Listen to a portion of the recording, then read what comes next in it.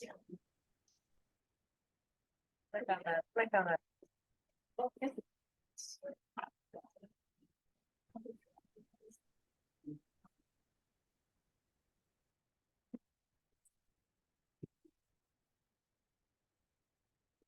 Because my job museum is 4 days a week. Now, I keep my high school. I've been there 5 years now. I'll work there 2 days a week, so not one day off. Nice.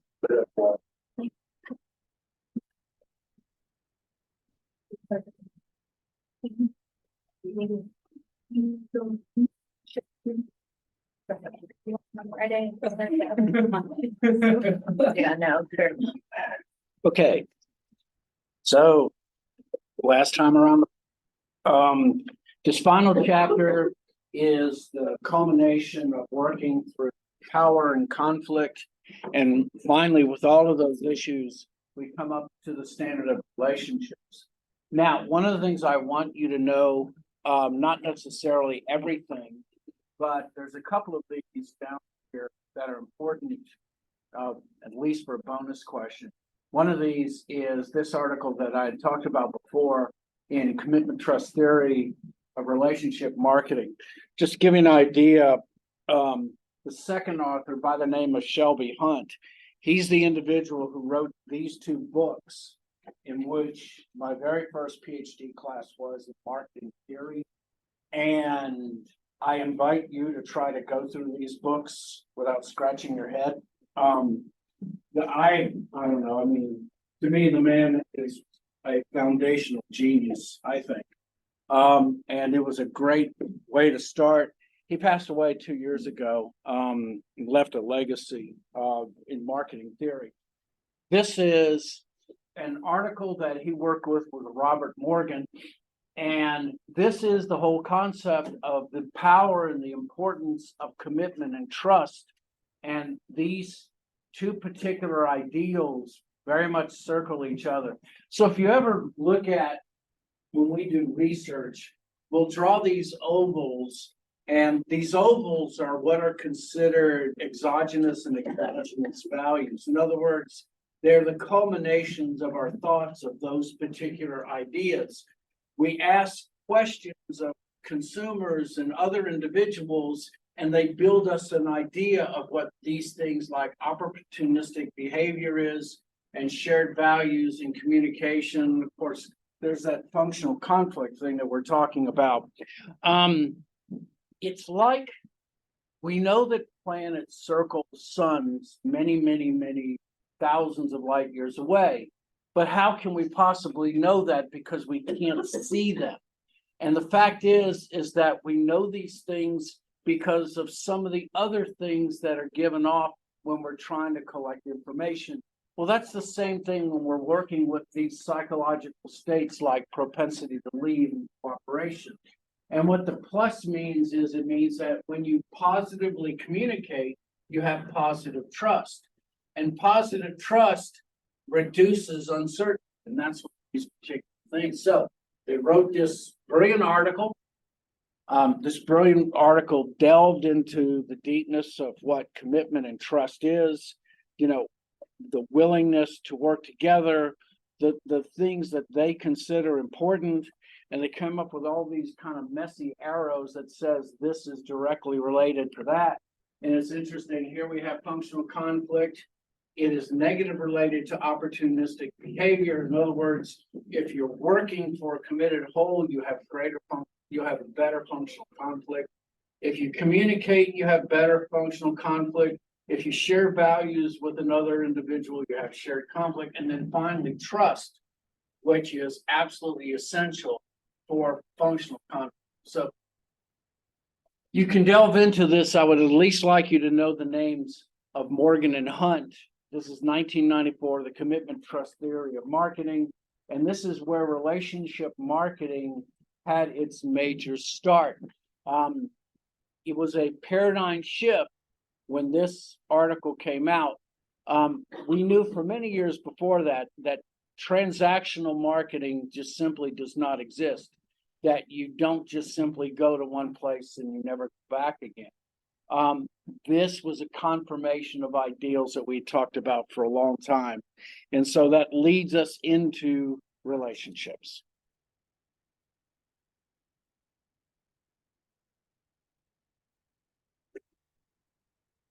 So, what has spurred relationships to become more and important than ever? So if we talked about chapter 9, if we remember emerging economies and the major shifts that are going on within channels, one of those was a shift to the service economies. And a shift to a service economy ultimately means the greater need for trust in the relationship as well. We also find that we're shifting rapid aging population, and there's a shift in purchasing power. And also the individuals as we age, we desire a greater human connection in our interactions. And so these two things have been helpful in spurring this reconnection of relationship, all right? With increased global competition, greater product commoditization. In other words, one product is like another. If one product is like another, can somebody tell me how you choose between the two products? Price, thank you. Right. If we consider two products to be no different than each other, then our single criteria is price.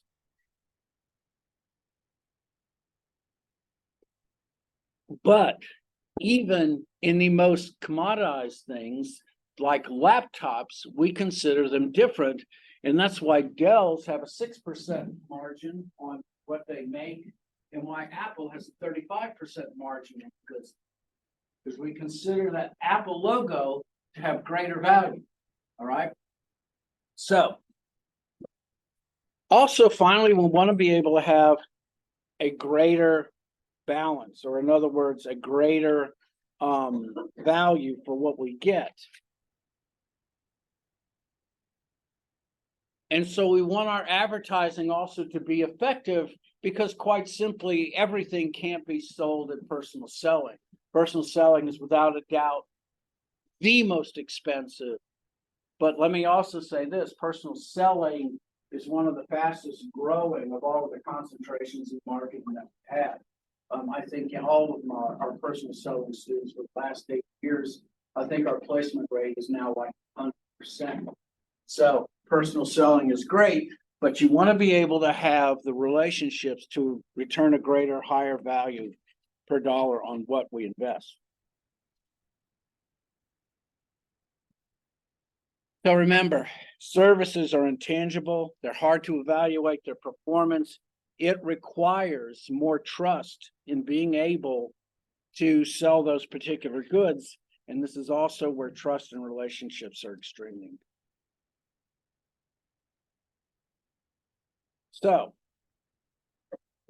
channel relationships are important, especially if we want to be able to pursue a single shared interest. Relationships provide connections that bind organizations together, and they are considered enduring and substantial.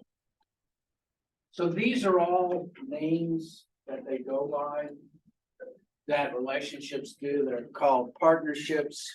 We talked about relationship governance in chapter 2. Okay. And then hybrid governance, which is this kind of the same thing as relational governance. But you get the same idea. It's that mutual cooperation leads to mutual success, and that's why we need to have good relationships. So, how do we see visually whether or not we have a good relationship? Well, once again, it's hard to see if you remember when we first started talking about the commitment trust theory, that some of the things that we're talking about can't be seen, but has to be observed and felt in many ways. And the first one of those is commitment. Good channel relationships exhibit commitment.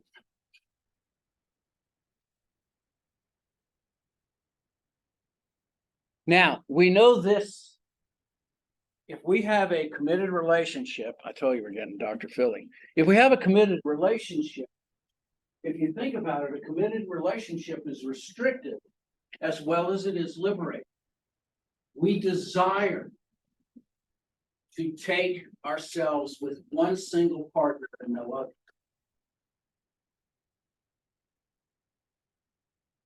It does encumber the parties. It imposes obligations, but the obligations come with real benefits. And ultimately, because of the rewards and benefits of the relationship, we desire to have the relationship to continue indefinitely. It's hard to, as I said before, it's hard to observe commitment. Is it an attitude or intention or an expectation? How do we express commitment in visual ways? Well, it's tough. You might hear it occasionally, but usually it's through actions and deeds, just very much like trying to find those planets that are out there orbiting other suns. We have some ways that we can see these things, but I can't look directly at something and say that's good. No, it exists, but it is very, very difficult for us to use it as an expression. Genuine commitment also requires a willingness to have give and take relationships.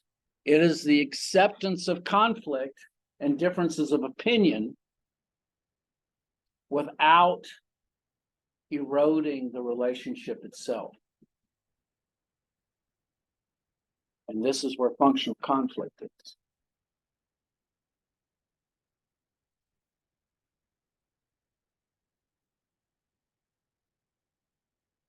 Now, where power can be asymmetric, commitment can't. All right? Asymmetric commitment does not happen in long-term, long-standing relationships.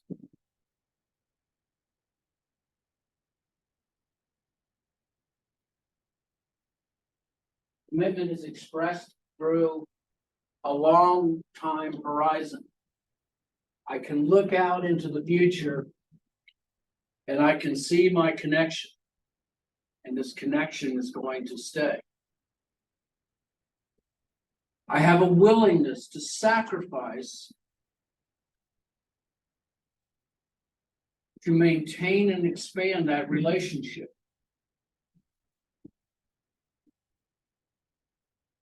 It means I might subordinate some of my own personal goals so that the system goals can succeed.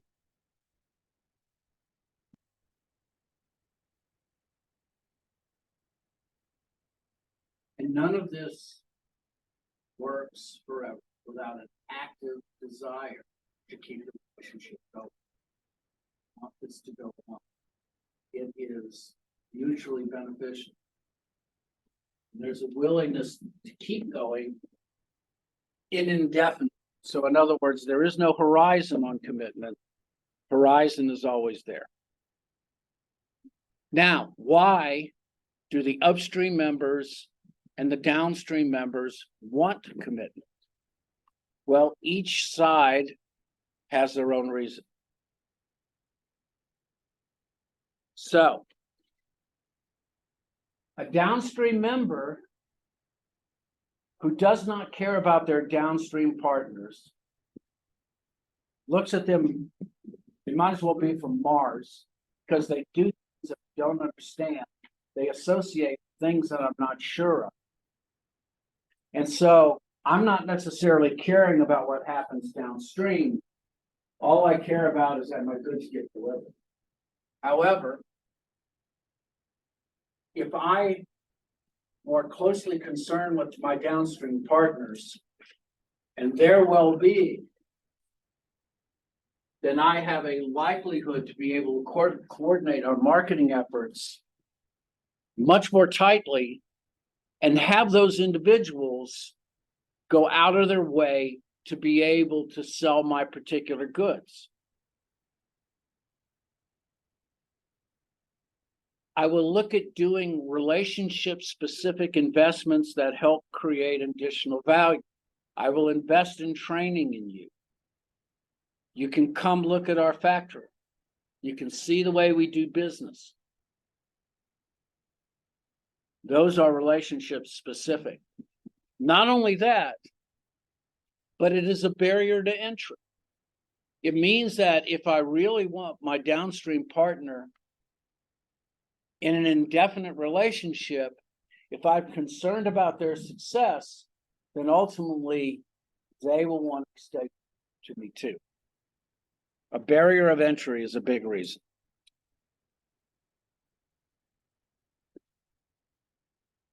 As long as the upstream partner has a genuine concern for the downstream partner, a willingness to understand what they're doing, all of those things build a strong commitment.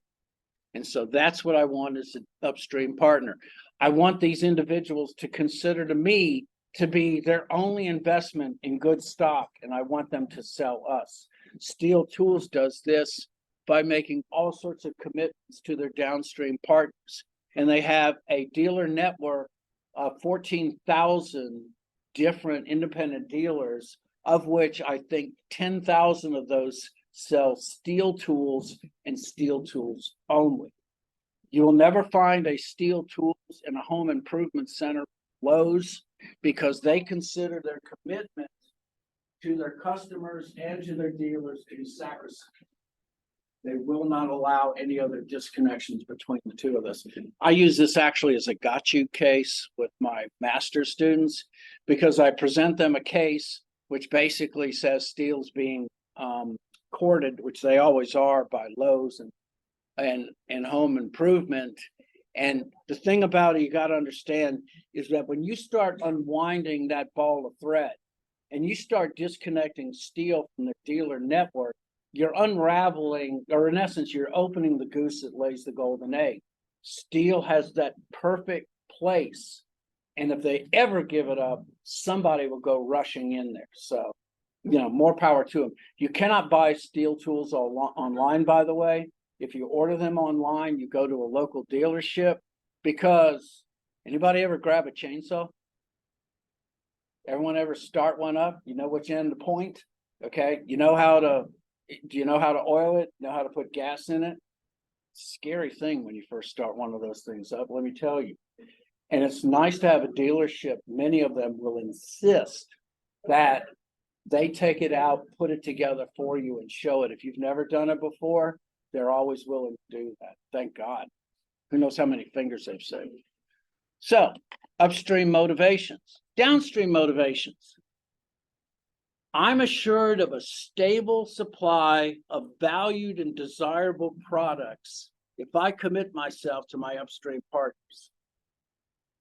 If my commitment is so strong, I can differentiate myself from other distributors. Steel tool, small mom and pop stores have lived on in perpetuity and grown only on a single product line, and that's steel. And it differentiates them.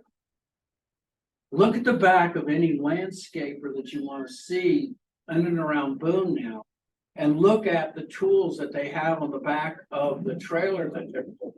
And invariably, the weed eaters and the blowers are all going to be steel. Why? Because steel will take those tools at the end of a summer. They will rethread them.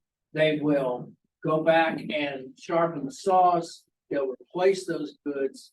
And while steel may cost 30 or 40% initially, in the long run, their value means that they're not throwable tools. Once again, this differentiates them in a very clouded and very crowded market of handheld tools. Not only that, but they can offer value-added services such as doing those winterizing things for your equipment so that you keep them again and again. IBM's commitment to Jack Henry, which is a banking software system totally around banks, means that their IBM systems can be value added by software specially written just for banks. And so why do you go through all this folderol? There's really only one reason why you do any of this. The only reason to go into business, or the only reason to do anything while you're in business, is to increase your return on investment. Only reason. You increase your return on investment. And your final goal is to attain that enduring competitive advantage that leads to profit that increases your return on investment.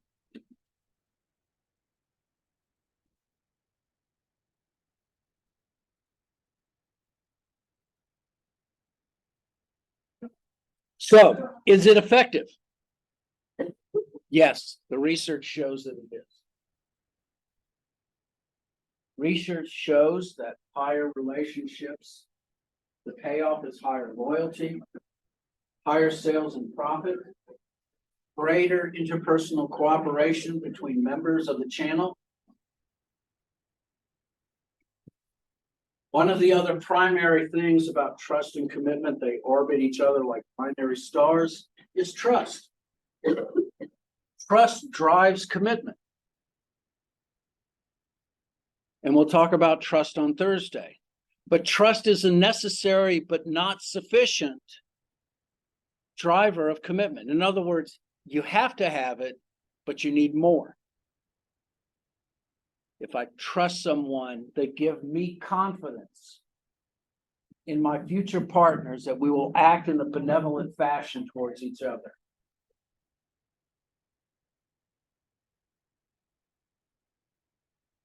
But as we all know, strong relationships take time and effort.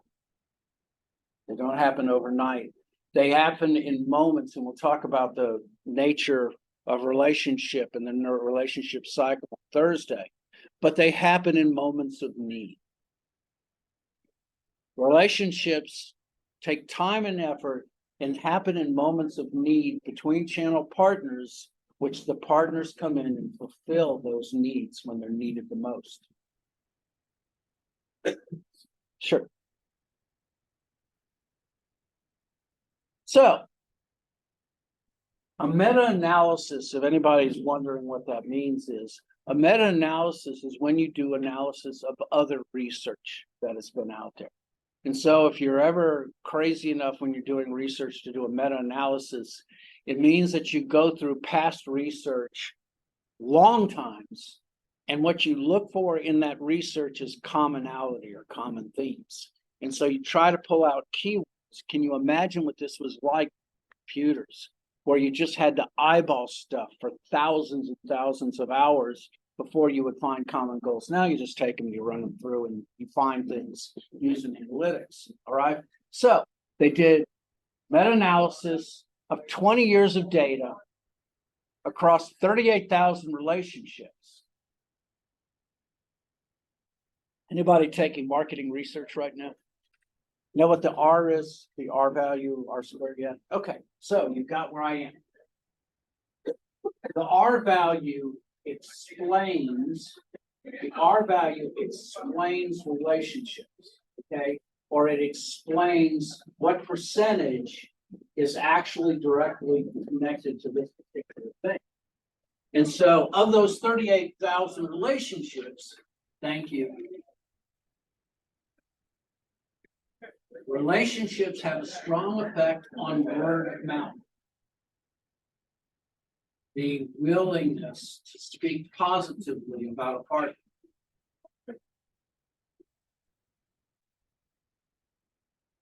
It has a strong effect on loyalty as well.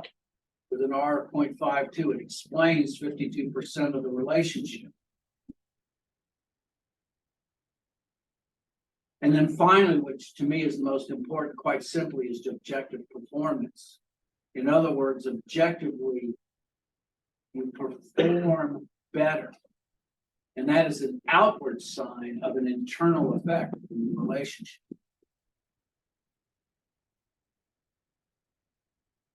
And so basically what this means is that all of the things that I'm talking about based upon empirical research that says that positive relationships positively affect how people talk about you, your loyalty to them, and how ultimately how well you perform out there in the real world.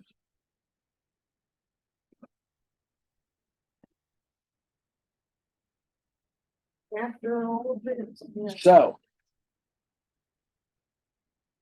we talked about the importance of commitment and trust. And so what are the actual ways that we can build commitment and trust with each other? And so the first one is commitment.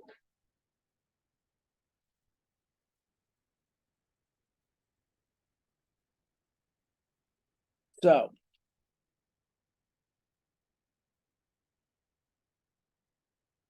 commitment in any organization, in order to achieve success,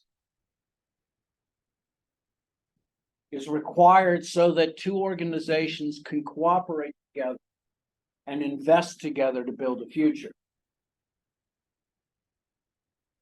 And so we're going to talk about this list one at a time, but this is also comes from research as well. Commitment increases when you trust someone, when there's a willingness for two-way communication. We'll talk about fairness and unfairness on Thursday, but fair dealing, which is part of procedural justice and distributive justice, a long-standing, stable relationship with your partner. And while you have an imbalance of power, you can accept sometimes true commitment cannot happen unless it's balanced. And then finally, there is a common stakes and common goals, ultimately that drive us both for the need to achieve. All of these things require a mutual commitment, which means that the focal parties be committed themselves. If I want a commitment, I have to commit myself. I said before last week that people are very poor actors. You can get away with some of it all of the time, but you can't get away with it all of the time. People eventually show themselves up. Deception is possible, but it doesn't work forever. And so there has to be a sincere commitment by both parties, but I have to commit first. And this is why it's so difficult when you're waiting for someone else to make the move. Sometimes you need to make the move yourself. And that organizations don't gauge by what people say, but what you do. We are known by our deeds and not our words.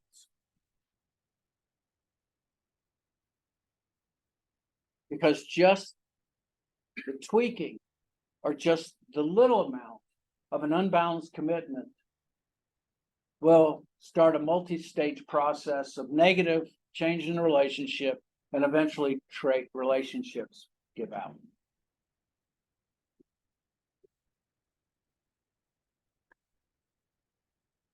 If I want to increase commitment, and I already have it, I can increase the commitment by increasing my own. And then I allow reciprocity to do this. A quid pro quo. For this, I receive this. The first move in a mutual commitment is always for you to commit first. Now, it's an easy way to end up with egg on your face, all right? But you should always act as if the other party is sincere, even if they're not. And if they're not, well, that's one of life's lessons that you gotta take on and you go. But you always have to start the commitment first.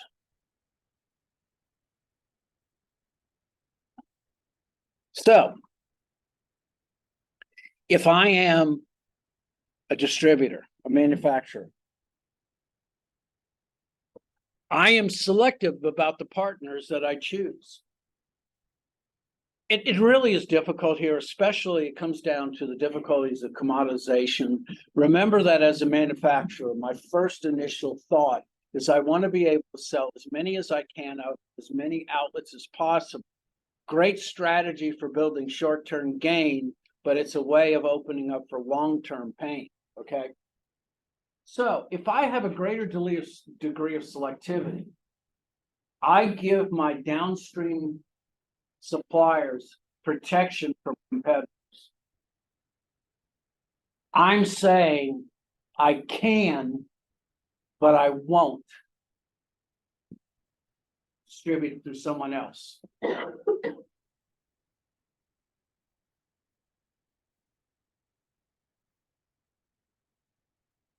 So, what can also happen as a manufacturer is you can have what are called house accounts that you serve customers directly. Even though those individuals are in your trade area, well, they're being directly handled by the government. By the corporate. So I was talking to a distributor, and this distributor wanted to sell toilet seats to Buc-ee's. Okay, anybody ever been in a Buc? Oh yeah, it's called the biggest convenience store in the world. You got to go in one at least once. You know, with 240 pumps, they're always making. Anyway, he wanted to sell toilet seats to Buc-ee's. He found out an important fact. Get ready for this. Buc-ee's changes every toilet seat in every Buc-ee's every 3 weeks. Think about that, okay? Think about whether or not you want to go in any other, drive-in after that store, okay? But they change toilet seats so rapidly that they work directly to the manufacturer to get those things.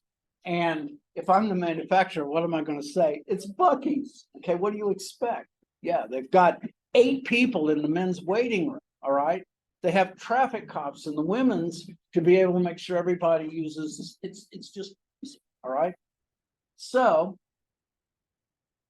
even though, yes, it's better to work, not have house accounts where you directly deal with them, overall, you allow as a supplier not to do direct selling if you can. You want to treat those individuals like a friend. I heard that, I just could not believe. Do you realize the labor that it takes to change every toilet seat in every one of those? Yes, I know it sounds silly that we're even talking about it, but next time you go to any other gas station, okay. We make idiosyncratic investments. Me as a manufacturer, I do something for my downstream partner that I can't redeploy in another situation with another distributor. I do something special and unique, and that's what idiosyncratic means.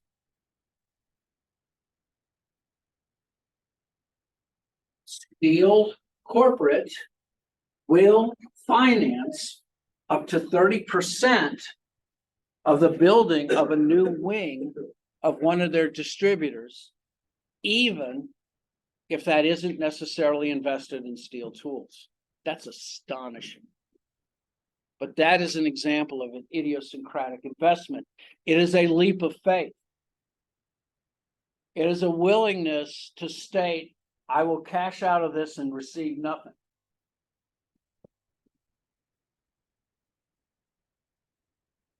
These are relationship-specific investments that cannot be transported to any other way.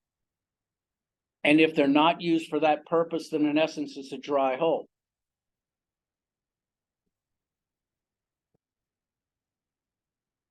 And so these are ways that you build that commitment. What if I'm a supplier?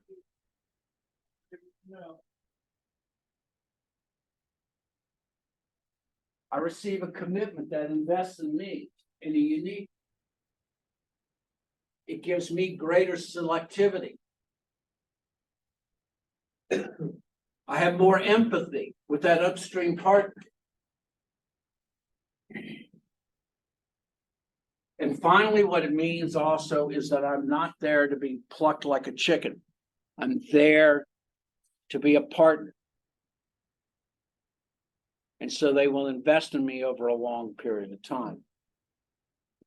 And information sharing, by the way, is one of the most important and one of the most dangerous. To be able to share information with your partner means that you're willing to trust them in a way higher than anywhere else.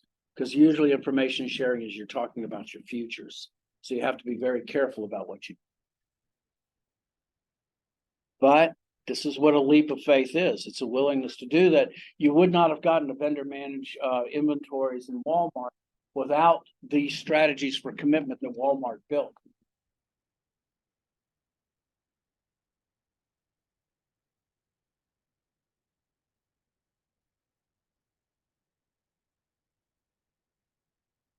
I'm going to hold it there. All right. We're going to hold it there. We'll finish talking about trust. And then we will talk about the channel relationship life cycle, excuse me. And then we're done with the class. Okay. All right. Y'all have a good day.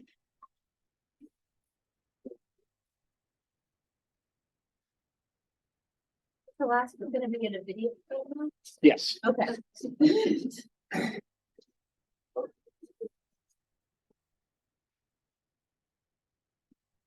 No, I was confused for a second too. I was reading today. I love, yeah,